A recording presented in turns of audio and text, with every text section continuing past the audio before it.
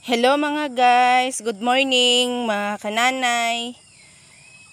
Ito po yung halaman na halamang bundok, halamang bukid ba. Pagmasdan nyo maigi ang kanyang pinaka-bulaklak sa gitna, yung pinaka-nguso. Alam mo po yung nguso? Yung nguso, yung parang nguso ng baboy ramo na na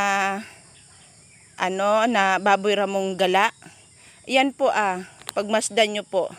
Katulad nito yung malaki na ito Yan parang nguso ng baboy ramo. Tsaka yan po pagmasdan nyo yan. Yan po. Yan. Parang nguso ng baboy ramo. Mas lalo naman po ito Yan po parang nagtago yung nguso ng baboy ramo, no? Pero alam nyo, ito po lang halaman na to. Yan yung halaman na halaman bukid.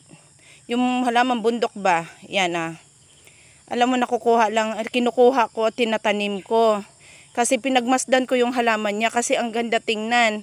Ayan, bububakakadkad pa lang yung 2 piraso na. Ayan, 1, 2 Pero ayan siya 3. Nainganyo lang kasi akong tingnan Kasi mayroon pa to na nakita ko doon. Ang unang bulaklak niya ay red na red. Yung pinakadahon, parang siya, yung alam niyo po yung ng baboy. Yung puti, ano bang tawag doon, yung maliliit, ay tarapilya.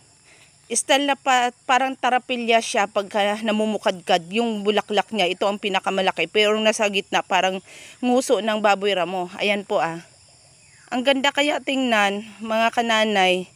Kaya sabi ko nainganyo ako. Ngayon ko lang po kasi ito nakikita Nung inalagaan ko siya, bumubukadkad siya ng ganyan parang tarapalya ang style niya. Thank you mga guys. Good morning sa lahat and God bless you all. Sa family natin lahat. Good morning, good morning. Thank you Lord. Amen.